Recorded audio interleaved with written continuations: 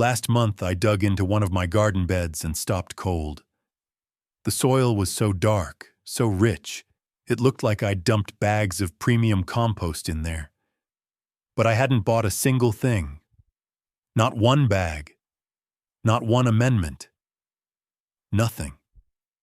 I just stood there with my trowel, turning this beautiful black earth over in my hands. And honestly, I got a little emotional about it. Because 3 years ago, this same bed was basically construction fill. And now it looks like something you'd see in a gardening magazine. What transformed it wasn't some expensive product. It wasn't years of careful composting. It was a specific mix of kitchen scraps that I'd been burying in that bed. And the results happened so fast, it almost felt like cheating. 10 days. That's all it took to see a visible difference. And today, I'm going to show you exactly how to do it yourself, using stuff you probably threw in the trash this morning. 3 years ago, my soil looked nothing like this. It was pale, almost gray in some spots, sandy, compacted in others. I'd plant tomatoes and watch them yellow within weeks. Peppers would flower but never set fruit. My zucchini, and everyone says zucchini grows anywhere. Mine looked stunted and sad. I was embarrassed to show anyone my garden. So I did what most people do. I started buying amendments, bags of compost from the big box store, peat moss, vermiculite, those expensive mycorrhizal inoculants, and I even bought worm castings at $12 for a tiny bag. And yeah, things improved a little, but my wallet was hurting, and I was still hauling bags every single season. Then I stumbled onto something that changed my whole approach. I was reading about traditional farming methods, the way people built soil before the garden center industry existed, and I kept seeing references to fermented organic matter. Not just composting, fermenting. There's a difference, and that difference is speed. I started experimenting, failed a few times, I'll be honest. Made some mixes that smelled terrible and attracted every fly in the county. But eventually, I dialed in a formula that worked.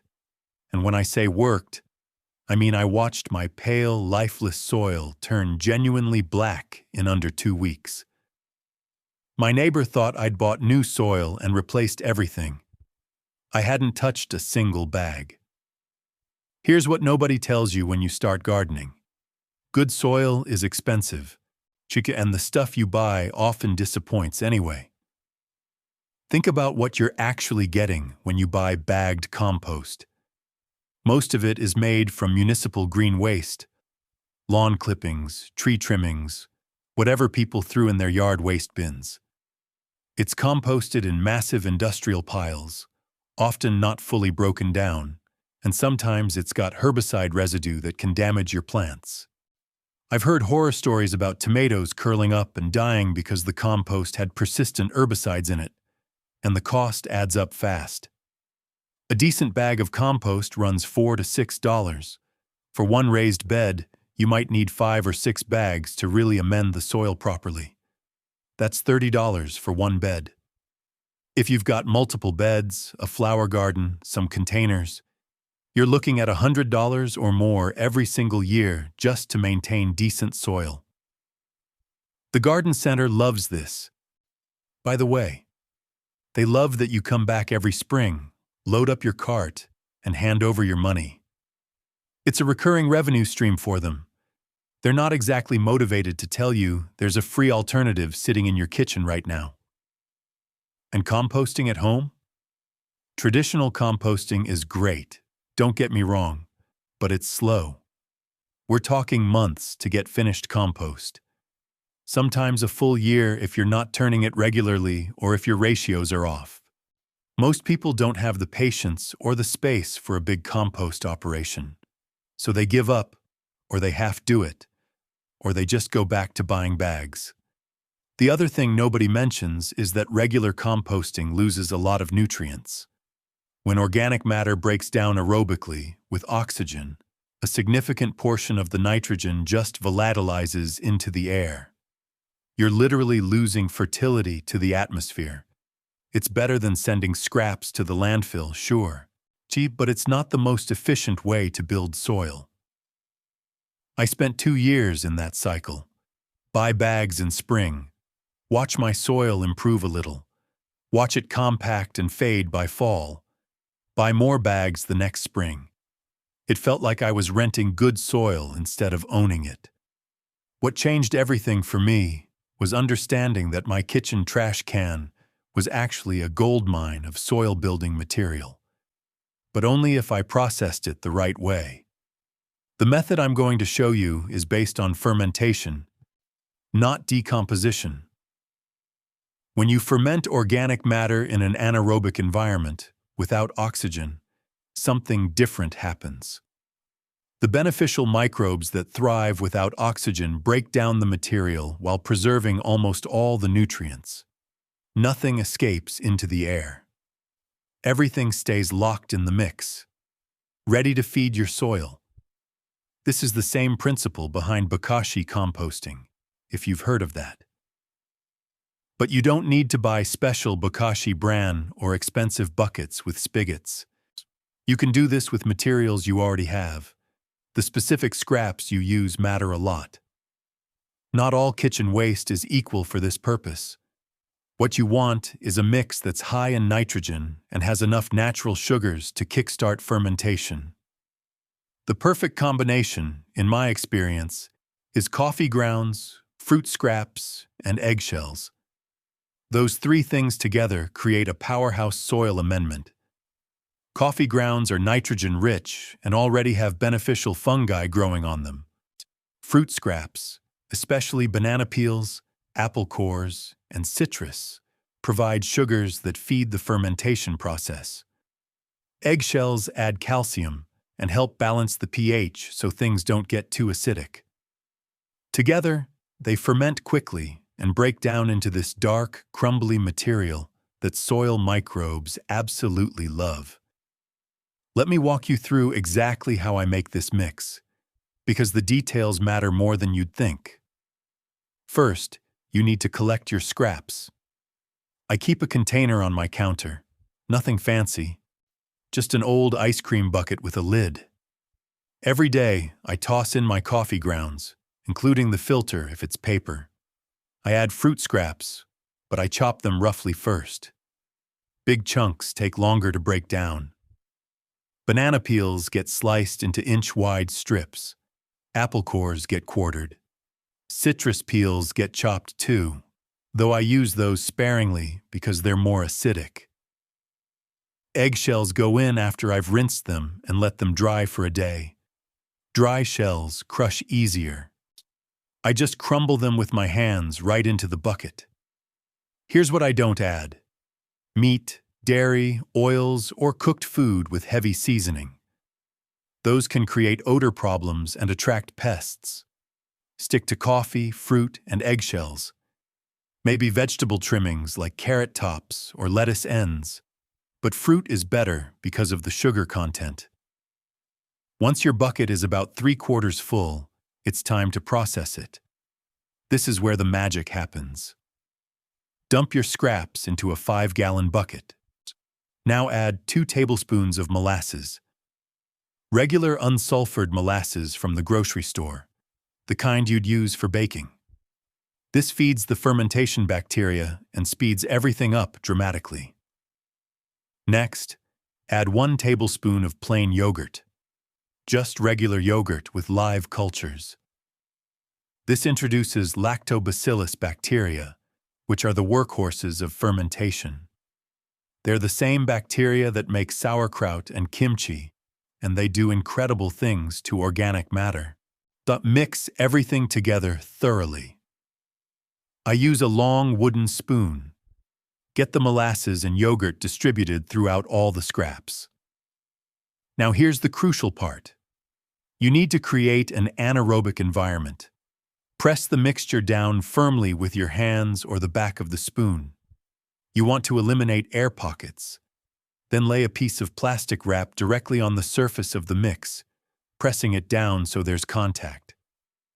This keeps oxygen out. To put the lid on the bucket and store it somewhere room temperature. A garage, a basement, under the kitchen sink, anywhere that stays between 60 and 80 degrees. For the first 3 days, open it once daily and press the mix down again. You'll notice it starting to compress on its own. By day 3, it should smell slightly sweet and tangy, almost like pickles. That's the fermentation working. If it smells rotten or putrid, something went wrong. Usually too much oxygen got in. Start over with a fresh batch. After day 3, stop opening it. Just let it sit undisturbed for another 7 days. The bacteria are doing their work, and every time you open the lid, you're introducing oxygen that slows them down. At day 10, open it up. What you'll find inside should look dramatically different from what you put in. The scraps will have broken down into a dark, almost black material. It'll be wet and chunky, not fully decomposed like finished compost, but transformed. The smell should be earthy and slightly sour, not unpleasant at all. Now comes application. You don't use this stuff like regular compost. It's concentrated and still actively fermenting, so you need to bury it. Choose a garden bed or an area where you want to improve the soil. Dig a trench about 8 inches deep. Spread your fermented mix along the bottom of the trench in a layer about 2 inches thick. Cover it back up with the soil you removed. That's it. The mix will continue breaking down underground, and as it does, it feeds billions of soil microbes. Those microbes create humus, that dark, stable organic matter that makes soil look and feel rich. Within 10 days of burying the mix, you'll dig into that spot and see the difference. The soil will be noticeably darker. It'll hold together better when you squeeze it, but still crumble easily. It'll smell like earth, like life. One thing to watch for: don't plant directly into freshly buried ferment for at least 2 weeks. The active fermentation can be too intense for roots. Either bury it in beds you're not planting yet, or bury it between rows where roots won't reach immediately. I do this continuously now. Every 2 weeks I've got a new batch of fermented scraps ready to bury somewhere in my garden. Over a single season, I transformed every bed I have. Their soil that used to be pale and lifeless is now consistently dark and full of earthworms. For those of you with larger gardens, you can scale this up. Use a 30-gallon trash can instead of a 5-gallon bucket. Collect scraps from neighbors. Most people are happy to give away what they'd otherwise throw out. A local coffee shop might let you take their used grounds. I know a gardener who gets 5-gallon buckets of grounds from a cafe every week. Her soil is unbelievable now. After 10 days, and I've tested this multiple times now, you'll dig into that bed and barely recognize it. The color change is the most obvious thing. Pale soil becomes dark. Gray becomes brown-black. It's genuinely dramatic, and it's not just cosmetic. That dark color indicates humus formation. Humus holds water, holds nutrients, and provides habitat for beneficial soil organisms. It's the foundation of fertile soil. But color is just the beginning. I've noticed my water retention improved significantly. Beds that used to dry out every 2 days during summer now stay moist for 4 or 5 days. That means less watering, less stress on plants, and lower water bills if you're on municipal water. The structure changed too. Compacted soil loosened up. Sandy soil started holding together better. I can push my finger into beds that used to require a trowel to penetrate. Roots can spread easier now, which means healthier, more productive plants. And the cost savings are real. I calculated what I used to spend on bagged amendments, roughly $200 a year between compost, fertilizers, and specialty products. Now I spend essentially nothing. Coffee, fruit scraps, eggshells, that's all waste I was generating anyway. Molasses and yogurt cost maybe $5 total per year with how little I use. I'm saving almost $200 annually, and my soil is better than it ever was when I was buying products. The environmental angle matters to me too. Those kitchen scraps were going to a landfill before. In landfills, organic matter breaks down anaerobically anyway, but it produces methane that escapes into the atmosphere. By fermenting it intentionally and putting it in my soil, I'm sequestering that carbon where it does good instead of releasing it as greenhouse gas. It's a small thing, but it adds up. Here's what I want you to do. Start collecting your scraps tonight. Find a container, any container with a lid. Start saving your coffee grounds, your fruit peels, your eggshells. Within a week, you'll have enough to make your first batch. Within 3 weeks, you'll be burying your first fermented mix. And within a month, you'll dig into that soil and see something that'll make you smile. I want to hear how this goes for you. Drop a comment telling me what kind of soil you're starting with. Sandy, clay, compacted, whatever. Then come back in a few weeks and tell me what you're seeing. I read every comment, and I love hearing about people's results. If you want to take this further, I've got videos on building long-term soil fertility and on making liquid fertilizers from kitchen scraps that work even faster for container plants. Those are good next steps once you've got this method down. This is what real self-sufficiency looks like. Not buying more products. Not depending on the garden center every season.